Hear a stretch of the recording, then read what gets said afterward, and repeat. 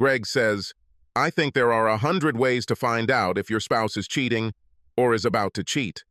The most obvious way is to walk into your bedroom and find some asshole pressing her into the mattress. My suspicions about Holly's possible infidelity arose in a less obvious way. Saturday turned out to be unusually cold. One of my chores was to install winter tires on Holly's Escape. I smiled as I got into her car. The driver's seat heating was turned on to 3. I turned it off before driving to the local tire shop and waited for them to change the tires. When I got home, Holly was dressed and waiting for me. Greg, I need to go to the mall. Do you need something? Some men might get worried hearing those words because it meant credit cards were about to take a serious hit. But Holly makes her own money, never overspends, and best of all, it meant I could relax in front of the TV and watch Saturday football. Holly didn't let her relax. Try not to spend the whole day in front of the TV. Kids need some dad time. Okay, love. 3 hours later, Holly returned to the house with one bag from Nordstrom. Not bad for 3 hours. I thought to myself. Then I remembered something. Baby, I left my sunglasses in your car. You forgot them. I put them in the console. I went to her car to get her sunglasses. As I reached over to grab them, I couldn't help but notice that the seat heating on her side had returned to 3. But why was there a 2 on the passenger side? When I returned to the house, I found Holly in the kitchen. Did you go shopping with anyone today? Holly made a strange face and waited a second before answering, No. Why do you ask? Damn, she must have just lied to me. Without a reason, just thought you'd been gone for a while and wondered if you'd had lunch with someone. Holly turned away, pretending to do something at the sink as she answered. No, I was completely alone. The passenger side heating set to 2 was the catalyst for my suspicions. I told Holly I was going down to my basement to cross a few items off her to-do list. The silence in my basement gave me time to think. It took half an hour of solitude and reflection to realize that all the signs were there lately. Coming home from work and not sharing details of his day, forgetfulness about our home and family, being harsh towards me over the smallest things. Yes, the signs were there. How did I recognize the signs of a cheating spousey? Because I've encountered this before. My first marry again did due to infidelity. But not my wife. It was I who was the traitor. I was the one who came home late or worked on the weekends. I was the one who forgot to bring home the groceries from the list that Carol, my first wife, gave me this morning. I was the one who made a big deal about little things and started arguments over them. My affair with a colleague was in its 4th month when Carol found out about it. The novel began in one of the most common ways. A little flirting, friendly dinners with general discussions about our partners and their shortcomings. It didn't take long before friendship grew into intimacy. Carol trusted me and would never have suspected anything if my cheating friend's husband hadn't told Carol by showing her the photos his private investigator had taken of us. Carol was devastated and said she couldn't believe someone could betray her trust in such a way. Despite my vow to remain faithful until the end of our days, she filed for divorce. Why should I believe you? 2 years ago you swore to leave everyone else. Look how that turned out. 3 months later I was single again. The thing is, I really loved Carol. My affair was stupid macho nonsense that led me to the abyss. A beautiful woman wanted to sleep with me, and I agreed to stroke my ego. I fooled myself that it was just friendship, that what I shared with another woman would not affect my relationship with Carol. In other words, I was stupid, like millions of other stupid traitors. A year after the divorce, I moved to the other side of the country, from Atlanta to Seattle. 2 years later, I met Holly, courted her, and got married. I told her about my first marriage but did not admit to adultery. I just said that my first wife could not come to terms with my then immaturity. Not entirely a lie, just not the whole truth. Why arouse suspicion? I would have learned my lesson and never cheated again. Holly and I were married for 6 years. We had 2 beautiful children when the temptation returned. My job required me to attend training every 6 months. 20 field officers met for 3 days at our Dallas headquarters twice a year. Most of the same 20 people attended each session, and we ended up becoming close. A friendship began, and there were even hints of a couple of novels. One of our group was a woman from the Cleveland office. Karen Bates was a beautiful single woman in her 30s who seemed to enjoy my company.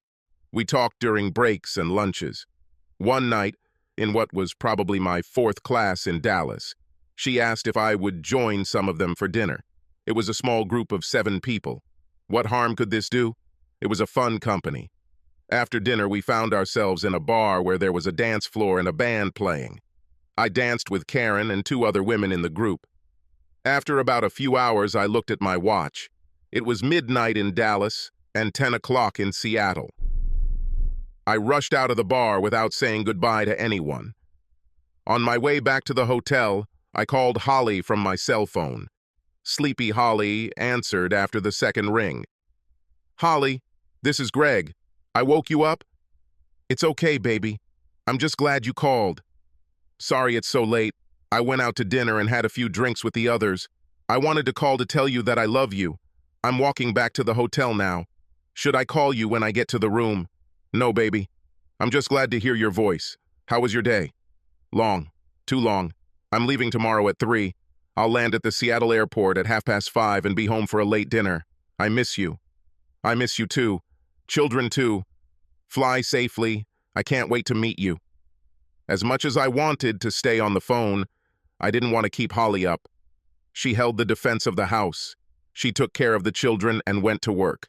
It can tire a person out, and I wanted her to rest before I returned home tomorrow. We hung up, exchanging I love yous with each other as I walked into the hotel. I opened the door to my hotel room, sat on the bed, and collapsed. God, that was close. One more drink and one more dance with Karen, and we'd probably be having sex right now. One thing saved me. I suddenly realized all the warning signs, calls from the novel that destroyed my first marriage. That night I vowed that I would not ruin my marriage to Holly like I had with Carol. Over the next 4 years I was able to keep my promise. I avoided Karen Bates and several other temptations I encountered. I'm no George Clooney, but I had the opportunity to make love to some stranger if I wanted, but I kept it zipped up and remembered the oath I'd made to Holly, and as far as I knew, she was still faithful to me.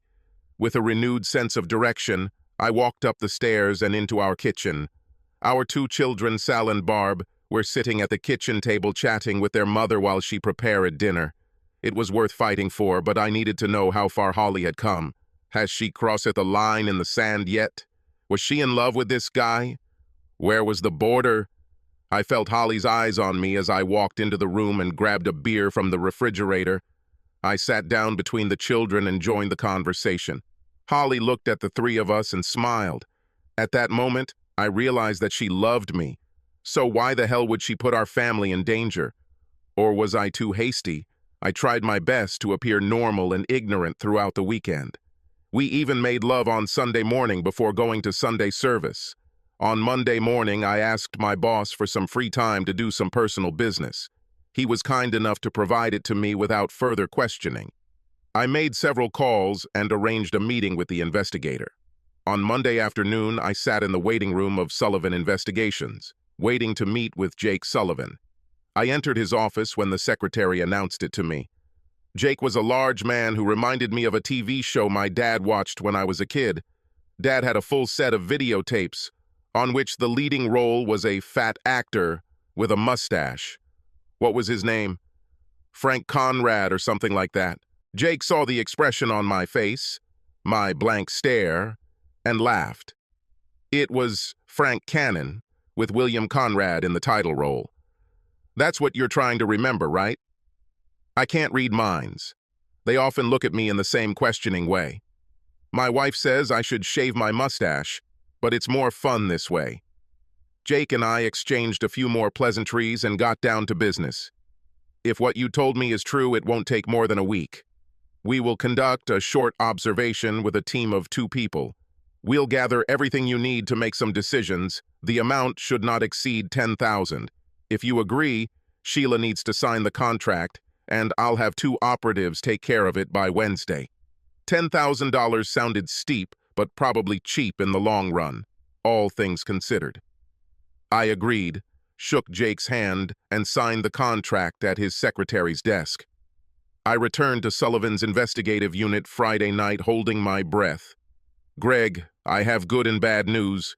Crap. The good news is that your wife hasn't gone to bed with that asshole yet. By the way, this asshole's name is Derek Turner. Derek Turner is Holly's boss. I met him 3 or 4 times at Holly's work events. I never thought highly of this guy, and I had a feeling he thought even less of me. Always talked down to me. I had to admit that he was a handsome man, about our age, and kept himself in shape. As this flashed through my mind, I noticed that Jake watching me, waiting. Damn, this guy was in the right business. Astute, waited until I was ready to hear the next part. I nodded my head, and he continued. The bad news is that she might be planning to sleep with him soon. He asked her to join him for an out-of-town job conference in 3 weeks. She hasn't made a commitment, but she's definitely on the edge. 2 of my operatives watched both of them on Wednesday and Thursday. One sat next to them on Wednesday at the diner, the other watched on Thursday. None of the operatives were spotted, I can assure you. On both days, there were no outward signs of affection. No handshakes, kisses, anything physical. And we were able to record conversations on both days. Operatives wear special bags with parabolic microphones. I'll give you both tapes so you can listen for yourself. There is some background noise. You may have to listen a few times to get used to it and hear everything that was said. I took the tapes, 2 CDs actually, from Jake and treated them like they were poison. That's not all. Based on what we heard on Wednesday, I followed Turner after work Wednesday and Thursday evenings. On Wednesday, he headed straight to his home, and on Thursday he left work and met another man at the Metropolitan Grill Bar. They didn't seem to care that they were in a public place. I couldn't hear the entire conversation, but I caught enough to know that your wife is not their first target. Based on what I heard, I confirmed this morning that the other man is James Young. Turner reports to Young. Looks like one of the previous victims was Karen Johnson. Your wife is the replacement for this Miss Johnson. Young asked Turner how the seduction went and confronted him when Turner told him she resisted. Turner said he felt he would be successful once she went on this business trip with him. I thought that a little alcohol and dancing would overcome her inhibitions. He even confirmed something we have on one of the lunch break tapes, that Turner lured your wife with the possibility of future promotion if she took part in the program. Jake waited a few more seconds while I took it all in. He offered me a cup of coffee from the pot on his desk. I refused, already too nervous. Jake continued. I can't stand such idiots. I wrote my notes immediately after their conversation. The conversation took place in a public place, and there is no expectation of confidentiality. My recordings may be used in a civil suit against these 2 and the company. If you need me to, I will testify on the record and in court. I'll charge you less than usual just to keep these idiots down. Costs today are almost half of my original estimate. If you need your wife to be watched this weekend, it will probably eat up the rest of your deposit. I thought about it for just a second. No, I'll listen to the tapes, but if what you told me is all that's happened so far, maybe we can get over it. I'll talk to her tomorrow. There's no point in delaying it. Unless she surprises me. She will agree to counseling, and that should help. I need to think about filing a lawsuit. Right now, I'm inclined to agree that these 2 assholes need to suffer. Jake shook my hand. Good luck. Let me know if you need anything else. Well, let's pay it off next week, just in case. I went home early and listened to the CDs on my computer. Derek Turner spent most of both lunches trying to seduce Holly. He spent some time trying to convince Holly that I must have been cheating on her when I attended training in Dallas. I enjoyed hearing how Holly defended me when Turner spoke ill of me. He tried to convince her that it was in her best interest to go with him to the next conference. It would be good for her career.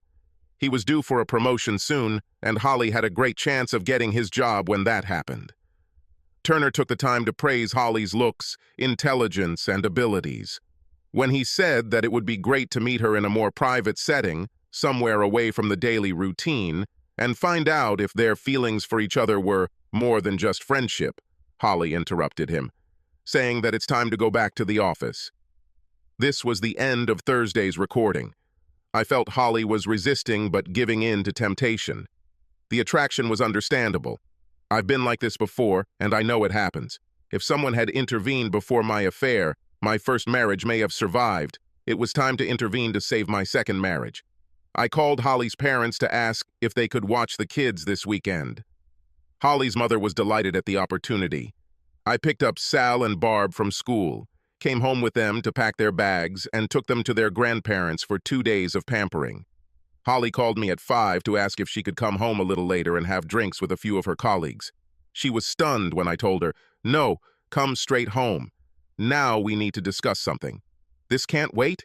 Not if you want to be married to me after this weekend." "What are you talking about?" "I'm talking about divorce if you're not home in the next half hour."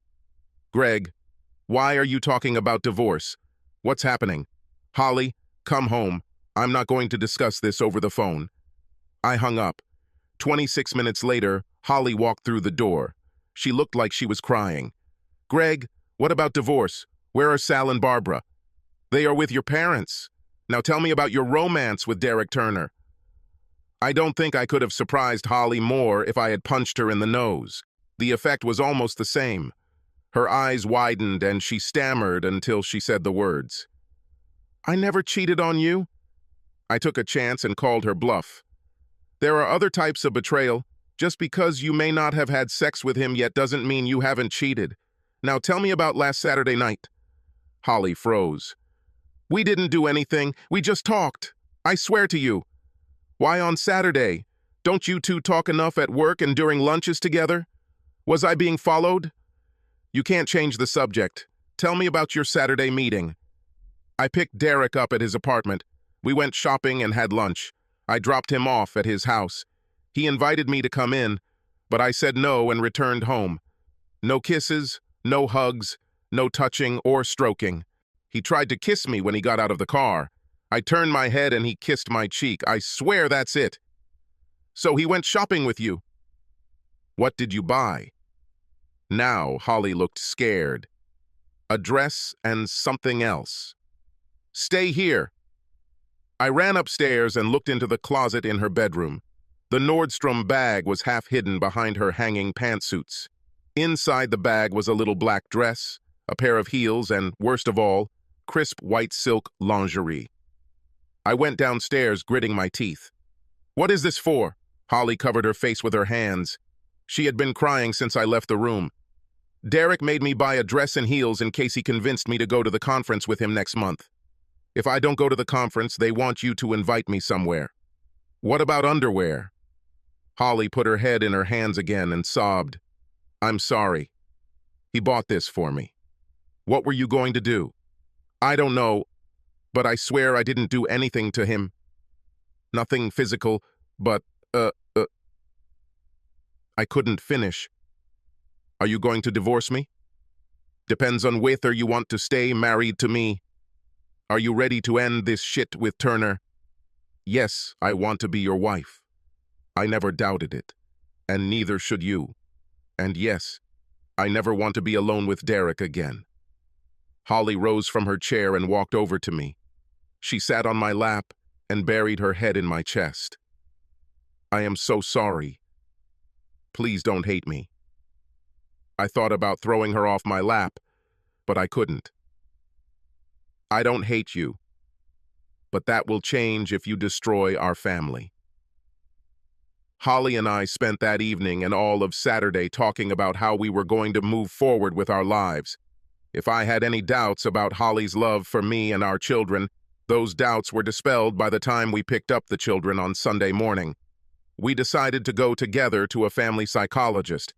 Holly had to reconcile her love of family with the temptation to have an affair, although it became obvious that Derek Turner was an experienced seducer of women.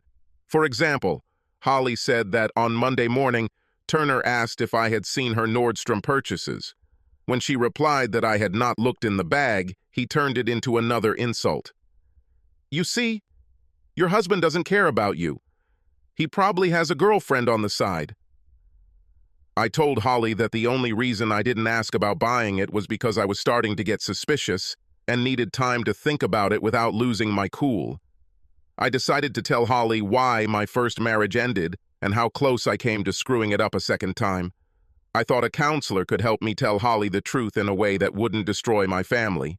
Honestly, our relationship could use a boost, and the right counselor could help us get there. We also decided to contact Holly's HR department and file a formal complaint against Turner. Although Holly was outraged after reading Jake Sullivan's notes on the Turner-Young conversation, everyone in the office was wondering what happened to Karen Johnson. She quit and left without saying a word to anyone. Holly resisted until we met with our consultant on Tuesday. She convinced Holly that it was the right action, and we returned the dress, shoes, and underwear to Nordstrom. As much as I wanted to take Holly outside in a dress or take the lingerie off her cutie body, I couldn't look at them because Turner had chosen them. A year has passed since that weekend. Both Derek Turner and James Young were terminated for cause based on Holly's complaint, and after the HR director listened to the tapes, read Jake Sullivan's notes, and had a follow-up conversation with Jake. None of them received severance pay. They just quickly kicked me out the door. Holly heard that they threatened legal action, but backed down after they were threatened with countersuits. By the way, about lawsuits. In a letter from our attorney, Holly received a check for a good amount from the company, and nothing more was said after she signed the application. We might be tempted to press the issue, but Holly's company did the right thing. They got rid of the scoundrels and quickly settled accounts with her. The consultant really helped us deal with our problems. Holly was surprised to hear the real reason why my first marriage failed. She was hurt when, during our first session, I told her how close I had come to cheating on her. The reason I decided to come clean was simple. Holly needed to know that she wasn't the only one who might give in to temptation. Our marriage would be stronger if she didn't carry the burden of guilt. In the end, neither of us crossed a physical line, which made the emotional boundaries we crossed still damaging, but not unforgivable. I truly believe that Holly and I are happier now than we were in the first year of our marriage. Both children are doing great.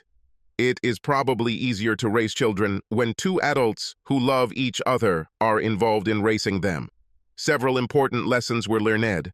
First, don't use another person to replace the emotional support you should receive from your spouse, especially when the other person has a reason to put up barriers between you and your spouse. This may start with friendly dinners, but often ends in bed. Secondly, if you are doing something that you are embarrassed to tell your spouse about, you probably shouldn't do this. Third, communication. Are you having problems with your spouse? Tell him about it. I'm not naive. There are some marriages that can't be saved by communication and sharing, but if your marriage is worth saving, make time for communication. Well, either way, that's my 2 cents, and it's worth every penny. This story was written after a young couple down the road recently separated and are now preparing for divorce. In fact, it is a disgrace, and their children will probably suffer. Kate chatted with my wife for a bit, and I spent the afternoon with my husband at the local pub. Of course, we changed the names, locations, and endings. The problem was that in the case of our neighbors, things had gone too far. Too many lines were crossed, and they were unable to recover.